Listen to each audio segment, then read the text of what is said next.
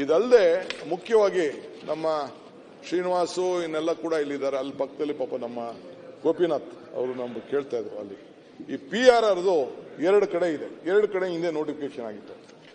ನನಗೆ ಬೇಕಾದಷ್ಟು pressure denotify ಮಾಡಂತ. ನಾ ಡಿನೋಟಿಫೈ ಮಾಡಿ ಜೈಲಿಗೆ ಹೋಗಕ್ಕೆ ನಾನು ರೆಡಿ ಇಲ್ಲ. ನಂದೇ ಡಿನೋಟಿಫೈ ಆಗಿದೆ, ನಮ್ಮ ತಾಯಿ ಹೆಸರಲ್ಲೇ ಇತ್ತು ಅಷ್ಟು ಭೂಮಿ, ಅದೇ ನೋಟಿಫೈ ಆಗಿದೆ.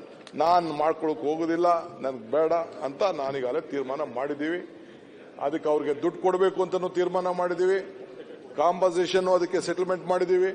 ಏನ್ ರೇಟ್ ಕೊಡಬೇಕು ಅಂತ ಗೌರ್ಮೆಂಟ್ ಅಲ್ಲಿ ನಾವು ಹಳೆ ರೇಟೇ ಕೊಡಕ್ಕೆ ಕಾನೂನಲ್ಲಿ ಅವಕಾಶ ಇದೆ. ಬಟ್ ರೈತರಿಗೆ ಅನುಕೂಲ ಆಗಬೇಕು ಅಂತೇಳಿ ಹೊಸ ಕಾನೂನಲ್ಲಿ ಏನ್ ರೇಟ್ ಕೊಡಬೇಕು ಆ ರೇಟ್ ಕೊಟ್ಬಿಡಿ, ಇಲ್ಲ TDR ಕೊಡಿ, ಇಲ್ಲ ಅಂದ್ರೆ FIR ಕೊಡಿ. ಅದಕ್ಕೂ ಕೂಡ ಇನ್ ಸ್ವಲ್ಪ ಜಾಗ ಇದ್ರೆ ಜಾಗನೂ ಕೊಡಿ ಅಂತೇಳಿ ಅದಕ್ಕೂ ಕೂಡ ಮಾಡಿ ಆ 2 ಪೆರಿಫೆರಲ್ ರೋಡ್ನ 1, 2 ಎರಡನ್ನೂ ಕೂಡ ಬಿಸ್ನೆಸ್ ಕಾರಿಡಾರ್ ಅಂತೇಳಿ ಅದನ್ನು ಕೂಡ ನಾವು ವ್ಯವಸ್ಥೆನ ನಾವು ಮಾಡಿದೀವಿ. ಇದಲ್ಲದೆ ಶಿವರಾಮ್ ಕಾರಂತ್ ಲೇಔಟ್ ಇದೇನೋ ಒಂದಷ್ಟು ಆಯ್ತು, ಯಾವುದೋ ನಮ್ಮ ನಾಡಪ್ರಭು ಕೆಂಪೇಗೌಡರ ಲೇಔಟ್, ಅದು ಕೂಡ ಅದಕ್ಕೆ ಒಂದಷ್ಟು ಇನ್ನೂ ಕೆಲವು ಕೆಲಸಗಳಿದೆ. ಶಿವರಾಮ್ ಕಾರಂತ್ ಲೇಔಟ್ ಅವ್ರಿಗೆಲ್ಲ ಸೈಟ್ ಹಂಚಬೇಕು, ಪಾಪ ಬಡವರು ಜಮೀನು ಕಾಕೊಂಡವ್ರಿಗೆ ಇನ್ನೂ ನಾವು ಸೈಟ್ ಕೊಟ್ಟಿಲ್ಲ. ಕೋರ್ಟ್ ಅಲ್ಲಿ ಸ್ಟೇ ಬಂದ್ಬಿಟ್ಟಿದೆ, ಅಪ್ಲಿಕೇಶನ್ ತಗೋಬೇಡ ಅಂತ ಹೇಳ್ತಾರೆ. ಅದನ್ನು ಕೂಡ ನಮ್ಮ ಚೀಫ್ ಅಡ್ವೊಕೇಟ್ ಜನರಲ್ ಹೇಳಿದೀನಿ, ಜಲ್ದಿ ಅದನ್ನ ವೆಕೇಟ್ ಮಾಡಿಸ್ಕೊಡಿ. ಇಲ್ಲಾಂದ್ರೆ ಏನು ಲಿಟಿಗೇಷನ್ ಇದೆ ಅಂತ ಪೆಂಡಿಂಗ್ ಇಟ್ಬಿಟ್ಟು ಪಾಪ ಬೇರೆ ಬಡವರಿಗೆ ಆಸ್ತಿ ಕಳ್ಕೊಂಡವ್ರಿಗೆ ಒಂದು ಸೈಟ್ ಕೊಡಲಿಲ್ಲ ಅಂತ ಹೆಂಗೆ? ಅದು ಕೂಡ 60-40 ಸ್ಕೀಮ್ ಅಲ್ಲಿ ಒಪ್ಕೊಂಡಿದ್ದಾರೆ. ಅದು ಕೂಡ ಸುಪ್ರೀಂ ಕೋರ್ಟ್ ಅಲ್ಲಿ ಡೈರೆಕ್ಷನ್ಸ್ ಬಂದಿದೆ, ಅದು ಕೂಡ ಆಗಬೇಕು ಅಂತೇಳಿ ಇದಕ್ಕೆಲ್ಲ ಕೂಡ ಪ್ರಯತ್ನ ಮಾಡ್ತಾ ಇದ್ದೀವಿ ಅಧ್ಯಕ್ಷೆ. ಇದಲ್ಲದೆ ಮೆಟ್ರೋ ಒಂದು ಐತಿಹಾಸಿಕವಾದ್ದು. ನಾನು ಕೂಡ ಅದು ಪ್ರಾರಂಭದಲ್ಲಿ ನಾನು ಕೂಡ ಇಡೀ ದೇಶನ ಪ್ರವಾಸ ಮಾಡಿ ಅದನ್ನೆಲ್ಲ ನೋಡ್ಕೊಂಡು ನಾನು ಬಂದಿರೋನು. ಸೊ ಅದು ಕೂಡ ಈಗಾಗಲೇ ಸುಮಾರು ದೊಡ್ಡ ಕಾರ್ಯಕ್ರಮನ ತೆಗೆದುಕೊಂಡಿದ್ದೇವೆ. ಈಗಾಗಲೇ ಹೆಬ್ಬಾಳಿಂದ ಏರ್ಪೋರ್ಟ್ಗೆ 27ರಲ್ಲಿ ಮುಗಿಸ್ಬೇಕು. ಈಗ ಅದಲ್ಲದೆ ನಮ್ಮ ತಾವರೆಕೆರೆವರೆಗೂ ಕೂಡ ತಗೊಂಡೋಗ್ಬೇಕು. ನಮ್ಮ ಮಾಗಡಿ ರೋಡಲ್ಲಿ, ಈ ಕಡೆ ಹೊಸೂರು ರೋಡಲ್ಲಿ ತೆಗೆದುಕೊಂಡು ಹೋಗ್ಬೇಕು, ಹೊಸಕೋಟೆ ತಗೊಂಡು ಹೋಗ್ಬೇಕು, ನೆಲಮಂಗಲ ತಗೊಂಡು ಹೋಗ್ಬೇಕು. ಅದಕ್ಕೆಲ್ಲ DPR ಮಾಡಕ್ ಹೇಳಿದ್ದೀನಿ. ಕೆಲಸವನ್ನ ಕೂಡ ಆದಷ್ಟು ಜಲ್ದಿ. ಈಗ ಪಿಂಕ್ ಲೈನ್ ಏನಿದೆ ಕಾಲನಹಳ್ಳಿ ಅಗ್ರಹಾರ ಟು ತಾವರೆಕೆರೆ 7.5 ಕಿಲೋಮೀಟರ್ನ ಪ್ಲಾನ್ ಆಗಿದೆ. ಪಬ್ಲಿಕ್ಗೆ ಮೇ 26ಕ್ಕೆ ಅದು ಕೂಡ ಅಂಡರ್ಗ್ರೌಂಡ್ ಲೈನ್ ರೀ6 ತಾವರೆಕೆರೆ ನಾಗವಾರ 13.5 ಕಿಲೋಮೀಟರ್ ಪ್ಲಾನ್ಡ್ ಅದು ಓಪನ್ ಆಗ್ತದೆ ಡಿಸೆಂಬರ್ 26ರಷ್ಟೊತ್ತಿಗೆ ಅನ್ನೋದು ಕೂಡ ನಾನು ಈಗಾಗಲೇ ಸಿದ್ಧತೆಯನ್ನು ಕೂಡ ನಾವು ಮಾಡ್ಕೊಂಡಿದ್ದೇವೆ ಅಧ್ಯಕ್ಷೆ. ಸೊ ಹಿಂಗೆ BMRC ಯಲ್ಲೂ ಕೂಡ ಏನೇನಾಗಬೇಕು ಆ ಕೆಲಸ ಕೂಡ ಎಲ್ಲ ನಾವು ಮಾಡ್ಕೊಂಡಿದ್ದೇವೆ. ಸೊ ಹಂಗೆ ಈಗ ನಮ್ಮ ಅಶೋಕ್ ಅವರು ಏನೇನು ಕೆಲವು ವಿಚಾರಗಳನ್ನ ಹೇಳಿದ್ರು ಅದು ಕೂಡ ತಮ್ಮ ಗಮನಕ್ಕೆ ತಂದಿದ್ದೇವೆ. ಈಗ ಅಶ್ವತ್ಥ ನಾರಾಯಣ್ ಇಲ್ಲ, ಪಾಪ ಅವರು ಕೂಡ ಬಹಳ ವಿಚಾರನ ಟೀಕೆ ಟಿಪ್ಪಣಿಯೆಲ್ಲ ಮಾಡಿದ್ದಾರೆ. ಇರಲಿ, ಬಹಳ ಸಂತೋಷ. ಅವರು ಟೀಕೆಗಳು ಮಾಡ್ತಾ ಇರಬೇಕು, ನಾವು ಕೆಲಸಗಳು ಮಾಡ್ತಾ ಇರಬೇಕು. ಹಿಂದೆ ಹೇಳಿದ್ದೀನಿ, ಟೀಕೆಗಳು ಸಾಯ್ತವೆ, ಕೆಲಸಗಳು ಉಳಿತವೆ. ಅವ್ರ ಟೀಕೆಗಳೆಲ್ಲ ಸತ್ತೋಗ್ತವೆ.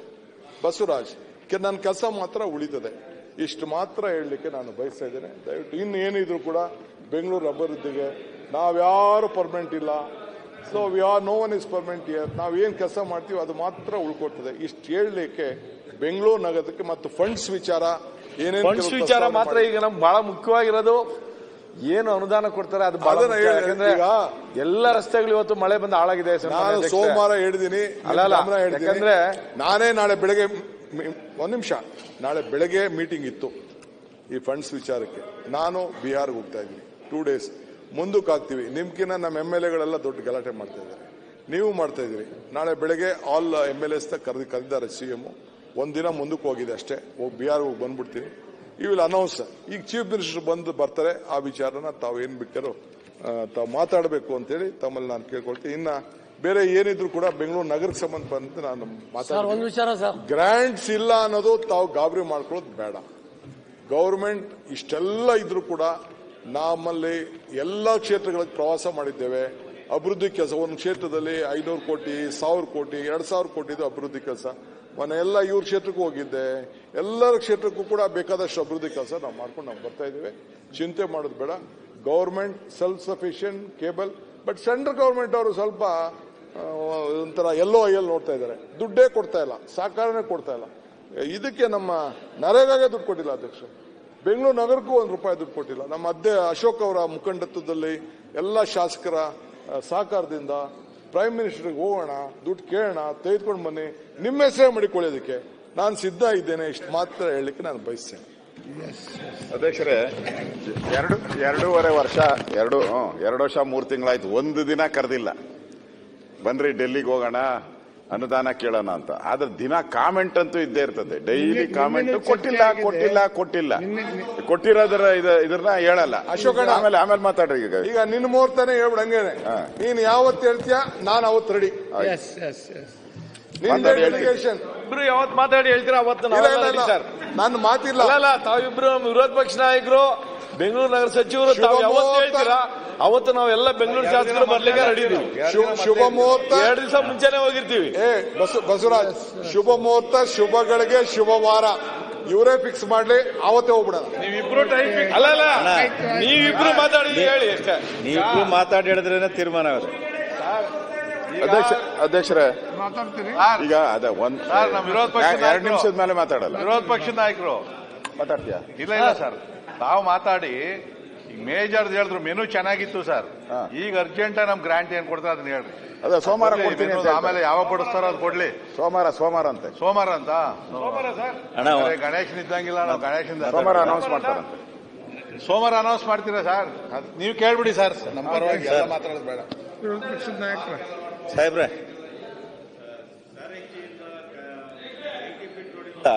ಪೈಪ್ ಲೈನ್ ಅಲ್ಲಿ ಫ್ಲೈಓವರ್ ಮಾಡ್ತೀನಿ ಅಂತ ಹೇಳಿದ್ರಿ, ಅದು ಮರ್ತೋಗ್ಬಿಟ್ಟಿದೆ ಸರ್.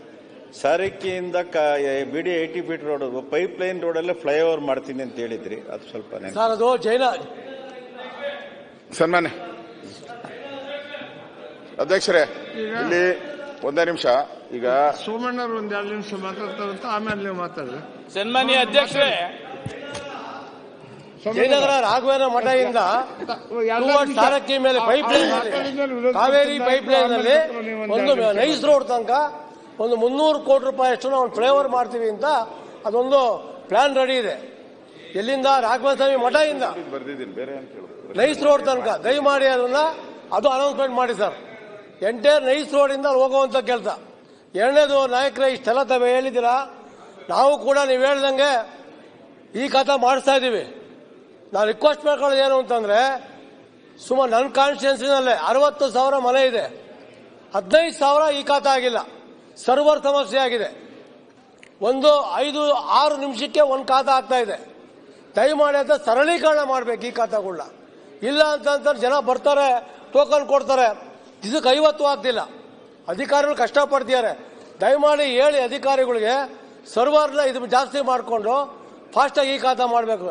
ಇನ್ನೊಂದು ತಾವು ಹೇಳಿದ್ರೆ ಎಲ್ಲವೂ ಚೆನ್ನಾಗಿದೆ, ಚೆನ್ನಾಗಿ ಹೇಳಿದ್ರೆ, ಆದರೆ ಬಿ-ಸ್ಪೈಲ್ ಅಂತ ಏನು ಮಾಡಿದ್ದೀರಾ ಬೆಂಗಳೂರು ಸ್ಮಾರ್ಟ್ ಇನ್ಫ್ರಾಸ್ಟ್ರಕ್ಚರ್ ಲಿಮಿಟೆಡ್ ಅಲ್ಲಿ, ಮಾನ್ಯ ಅಧ್ಯಕ್ಷರೇ, ಇದರಲ್ಲಿ ಚೀಫ್ ಸೆಕ್ರೆಟರಿ ಅಧ್ಯಕ್ಷರಾಗಿರ್ತಾರೆ. ಎಲ್ಲ BWSSB, BBMP ಎಲ್ಲ ಅಧಿಕಾರಿಗಳು ಮೆಂಬರ್ ಆಗ್ತಾರೆ. ಪೂಜ್ಯ ಮಹಾಪೌರರು ಕೂಡ ಅದಕ್ಕೆ ಮೆಂಬರ್ ಆಗ್ತಾರೆ. ಆದರೆ ಈ ಏನೊಂದು ಪ್ಲಾನ್ ಮಾಡ್ತಾರೆ, ಇದು ಶಾಸಕರಿಗೆ ಗೊತ್ತಿರಲ್ಲ, MP ಗಳಿಗೆ ಗೊತ್ತಿರಲ್ಲ.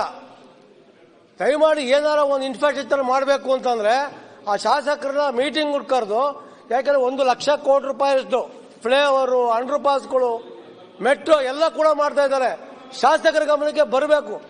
ಸ್ಮಾರ್ಟ್ ಸರ್, ಬರೀ ಪೂಜ್ಯ ಮಹಾಪೌರ ಮಾತ್ರ ಮೆಂಬರ್ ಆಗಿದ್ದಾರೆ. ಒಂದು ಪ್ಲಾನ್ ಮಾಡ್ಬೇಕಾದ್ರೆ ಆಯಾ ಕ್ಷೇತ್ರ ಶಾಸಕರನ್ನ ಆ ಒಂದು ಪ್ಲಾನ್ ಮಾಡಿದಾಗ ಅದಕ್ಕೆ ಸೇರ್ಕೋಬೇಕು ಅಂತ ನಮ್ಮಲ್ಲಿ ಮಾಡ್ಕೊಂತೀವಿ. ಮೂರನೇದು, ನಾಯಿ ಕಾಟ ಒಂದು ಜಾಸ್ತಿ ಇದೆ, ಸಿಕ್ಕಾಪಟ್ಟೆ ಸಾವು ನೋವುಗಳು ಆಗ್ತಿದೆ, ಇದು ನಿಯಂತ್ರಣ ಆಗ್ತಿಲ್ಲ. ಇದಕ್ಕೆ ಮೊನ್ನೆ ನಿಮ್ಮ ಅಧಿಕಾರಿಗಳು ನಾವು ಒಂದು ಲಿಖಿತ ಉತ್ತರವನ್ನ ಕೊಟ್ಟಿದ್ದೀರಾ. ಮಾನ್ಯ ಡಿಸಿಎಂ ಸಾಹೇಬರು ಲಿಖಿತ ಉತ್ತರ ಕೊಟ್ಟಿದ್ದೀರಾ. ದಯಮಾಡಿ